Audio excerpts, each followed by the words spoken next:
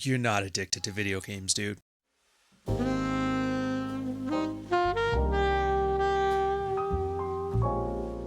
I've been seeing this argument all the time, especially among the online, the brand influencers, and their insufferable fans. Oh, you got a video game addiction. You have an addiction to the hub. You are addicted? I think Bob Saget said it best. If you've never sucked dick to get it, it's not an addiction. The point is, you're not addicted to video game. Why does this matter to you? Well, it seems like a lot of men, and yes, men, out there wasting their lives, addicted to video games and other vices, seem to really care about it. I know this because many influencers are trying to sell me Gumroad courses that have told me that they are. They also show me many charts and graphs and line art that shows the line moving up and to the right, or the pie chart getting bigger, which is not good. In fact, I'd go so far to say it's bad and scary. So scary that I want to sign up for a Gumroad course on a video game naked lady website detox. $59.97 because it's more authentic when it ends in a 7. See the chart if you don't believe me. And we have this weird grift going on in the medical world too. We give everything a name and a diagnosis, kind of like they're the same thing as an infection or a laceration. And once they have a diagnosis, people can associate them with a medical disease. And then once we're there, ooh boy, we can now offer a prescription. Now, look, I get it. I know people laugh at the bozos online who say mental health isn't real, but I can't altogether blame them. Like, you're gonna tell me that there is a group of people who have labeled themselves as medical professionals, categorized something as a disorder, and label themselves as the only qualified people to cure said disorder, and you wouldn't think to ask any questions? That's just basic governance, man. Now, I'm not going to go all Tom Cruise here, and if you're a Zoomer, ask your older brother or your uncle about the Scientology reference. But have any of you ever talked to somebody who got therapy, got better, and then stopped going to therapy? I haven't. Anyways, look, enough soapboxing. Let's get back to it. I'm talking about video games here. If you want to get specific, there's a difference. There is a big difference between an addiction and a compulsion. And the difference is hormones. So if you get hooked on tobacco and then you try to quit, your body starts getting a bunch of withdrawal symptoms because of the hormones floating around you in your addiction organs in the brain. If you stop eating food, your stomach organs start sending hot dog hormones to your brainstem. If you play video games, there is no video game organ sending Mario hormones to your thumb calluses. Now, jokes aside, hunger is a way better corollary than video games when it comes to addiction. I'll tell you a story. There's a theory. I don't know how true it is, but I'm pretty confident it is, that the bacteria in our digestive systems drive hunger. The theory is that when you eat foods, certain bacteria will eat it and thrive while other bacteria can't eat it, they die off. So if you eat like crap and then you stop, the bacteria that feeds off of that crap starts leaching certain chemicals into your body that make you crave more crappy food. They called it an evolved addiction. And it turns out, video games, they don't have any of that. They're just a compulsion. So in the last video, I was talking about, OCD and our need to get all the golden guns in Modern Warfare 2 or complete the otherwise crappy game because we like to finish things or collect all the things or do all the things or get all the achievements. Designers know this, so they design their games to drag out our completionist streak for as long as possible. And this isn't my opinion. Any free-to-play game cell phone company has this as their business model. Build a farm. Wait 15 minutes, or you can use 3 tokens to have it now. Buy tokens in groups of 5, which is enough for 1 build and almost a second build. So now you have to buy 3 tokens to get tokens in increments of 5, except the third farm costs you 6, so you have to buy another. Like, you get the point. But none of that is an addiction. There's no chemical here, there's no hormone. There's no organ in your body that's pissed off you didn't finish all the star levels or some nonsense. So, when you see some guys like that goofy Twitch streamer, Healthy Gamer, or you see that Twitter guru telling you about the video games and talks about notch counts, or You see some doctor tell you that a handful of SSRIs are the key to never feeling bad. Just remember, they're selling you a compulsion labeled as an addiction so they can get you to have anxiety over it, and then they can sell you a solution to a problem they just invented, which just so happens to require a subscription but no end date.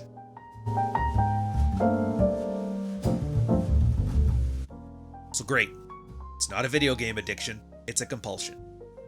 What are you supposed to do about it? You're supposed to sit here and squabble about definitions and you still haven't left the house? Relax. Nothing's so important, man. The solution is the same as the solution for that reason you stopped opening the fridge on Sunday afternoon. You know, you were bored, you opened the fridge, looked around, then you just closed the fridge. You just find more things to do. Like, you're not playing a game you don't find fun, but is absolutely engaging because you're broken or addicted. It's because your brain has to decide on something to occupy its time, and you didn't have a better answer than Diablo 4 or another Jeremy from the Quartering video about woke people ruining Star Wars so he can buy a brand new shed. So I can confidently say this because I do it all the time. I played games as a kid because I lived in an apartment in the city with my mom and I didn't have anything else to do. Then when I was 6, my mom moved to the country and I got a dirt bike. I wasn't playing video games then, I was riding my dirt bike. Then when it started raining, I started playing video games. Later on, when I went to college, I was talking to girls. I was going to school, and there was no girls around, and I wasn't going to school, and when it started to rain, I started to play games. When I later joined the Navy, I moved to the base and I started working out, started sailing, trained in firearm proficiency, I bought a house, I bought a car, I talked to a lot of girls. So, when it started to rain, I went to work because the Navy doesn't care if you got wet. But, if I had time off, I played video games. I had better things to do all the time. And those better things took their toll. If I was working too much, if I was working out too much, if I was deployed for too long, or hung out with the girls too long and had too much fun, I started to get tired, I would gain weight, and so the games were there so I could relax, I could turn off my brain, I could recharge, I could stop having so many dinners out, so much drinking. It was just a way to relax. I also had a garden. But you can't garden all day either. So while now you're probably watching this, you're too fat, you're too old, or you have a peanut allergy or something and you can't join the Navy like I did, you most likely have other things that you could be doing. And if you don't have other things you could be doing, it's not hard to try some. Buy a keyboard, learn to play piano. If your job is annoying you, start to look for a new one. If you haven't talked to a girl that isn't a profile picture that says links in bio, then go do that. Hit up a Starbucks. Talk to the girl behind you in the lineup. Go to a local concert. Talk to the girls after the show. Heck, I was just at a concert yesterday. Donnie Benet. Absolutely slapped on the bass. After the concert was over, my girl and I went next door. We had some shawarmas. And we started up this conversation with a couple next to us about the concert. It's not hard. Just talk to somebody about a common interest. And then afterwards, I went to bed. And today, I played video games. My video game organs weren't flooded with arcade hormones, and so can you.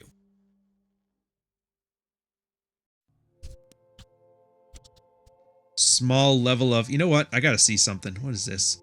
I got here first, but I left something for you. Where's this one? So I have two plans. The first plan is I need to wrap a glass dome and a sort of a building around the greenhouse here. I'm going to call it a greenhouse. And then the second one is over there. Somebody built, they called it the vasectomy machine. It's just it's a string generator. And I was like, I need to like wrap some houses around the buildings there. And I think there's even a rail duper there too. So I'm going to need to wrap some homes around that thing, make it look nice. And there's a bridge that leads to, I want to say it's Makosa's base, but I'm not certain.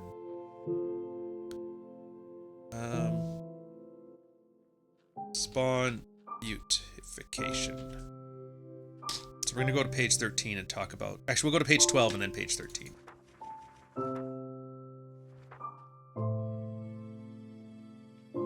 Make sure cement machine works in the end.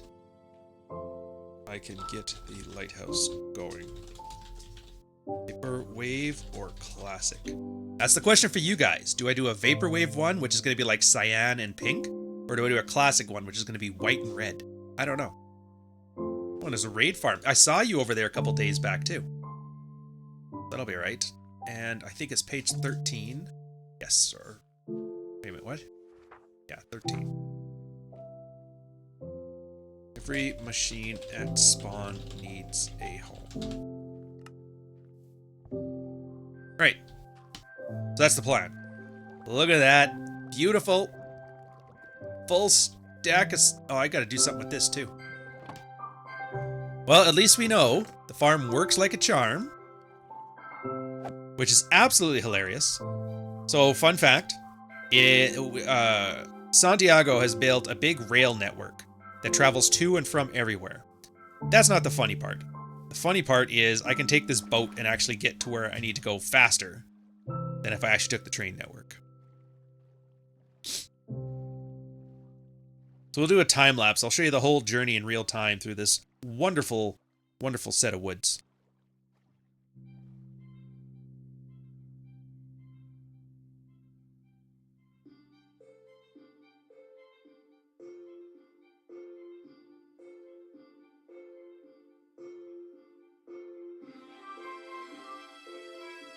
So here we are. I am going to show you guys the sand and cement machine. Hopefully it's still working and nobody's fiddled with it. Another thing on my to-do list is I got to beautify this area because it looks like a very janky redstone machine now. Marty, son of Martin, it's good to see you. Anyways, this is the machine. As you can see, I've been prepping it for both. It's got a bunch of timings down below. And the purpose of it is to throw sand from here into there.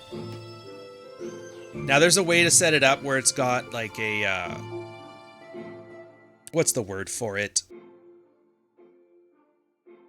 Oh, a chunk loader. So that way it's always loaded up into the other realm so you never miss a thing. I didn't bother with that. I like the idea of just you run it for a bit and then you go over there and you pick up all the stuff you had. Blocks load like so, and then you just hit that right there.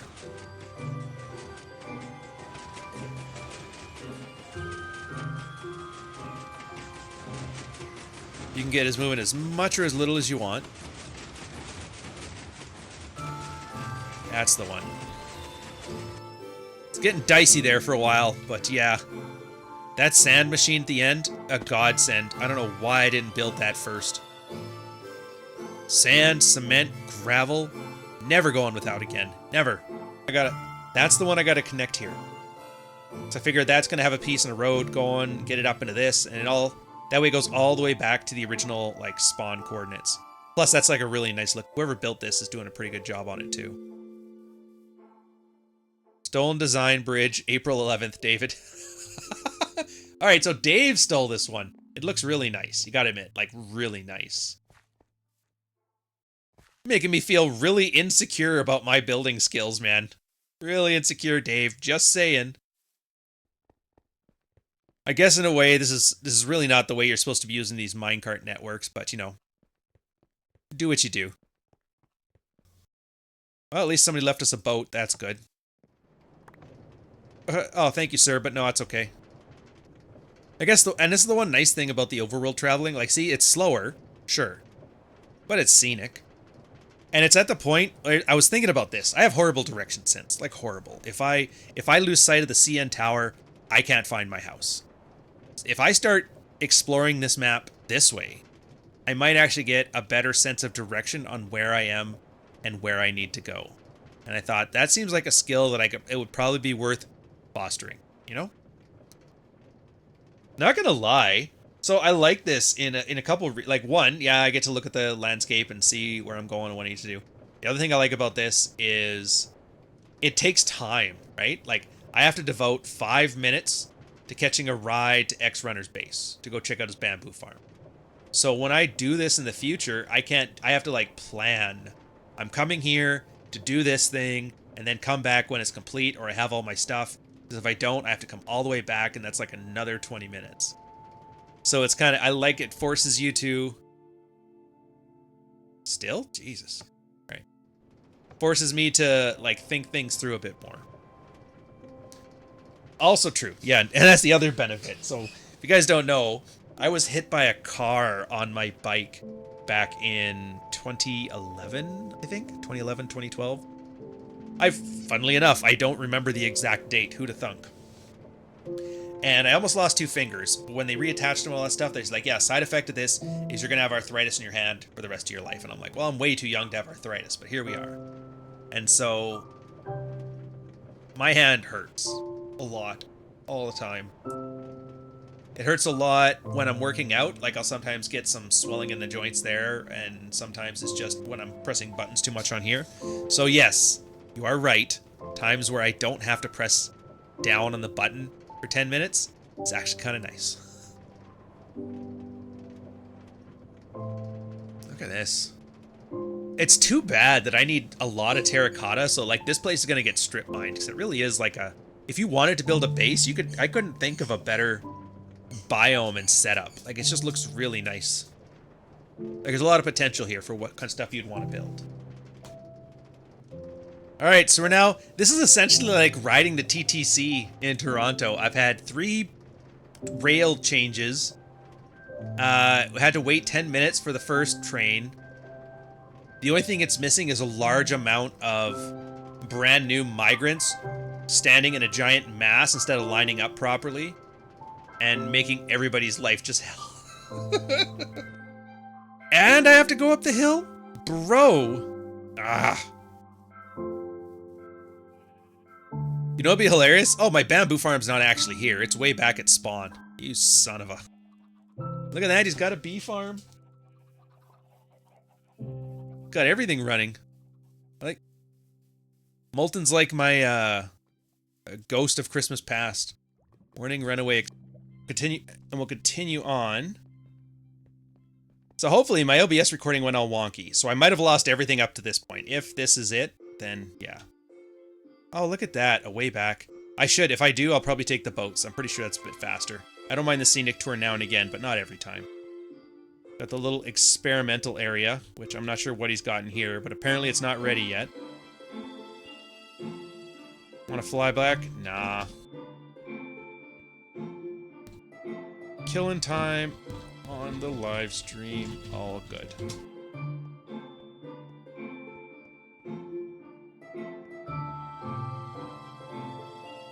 Yeah, X-Runner, not gonna lie, you built a pretty slick base over here. I really gotta step up my game. I loved you in Wall Street! So as a terraforming project, connect all of these rivers and lakes together so that way you'd have a coherent pathway to travel between all the different places of the map. That's definitely something I have on my to-do list. Small level of... You know what? I gotta see something. What is this? I got here first, but I left something for you.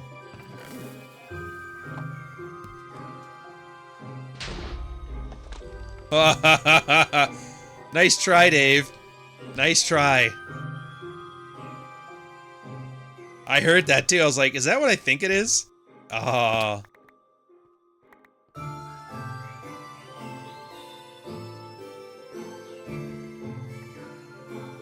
As soon as I heard that sound, it's like, time to go, time to go. Alright, let's, So,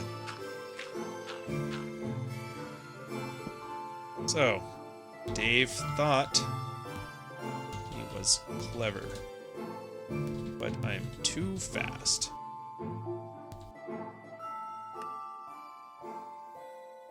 Oh, hey, we finally made it. Well, that was an adventure and a half. Gee, he's still trying to shoot at me. Jeez. It's a good thing these things don't light wood on fire. Get the last of the fences going. I figure 2 stacks plus a few should be enough.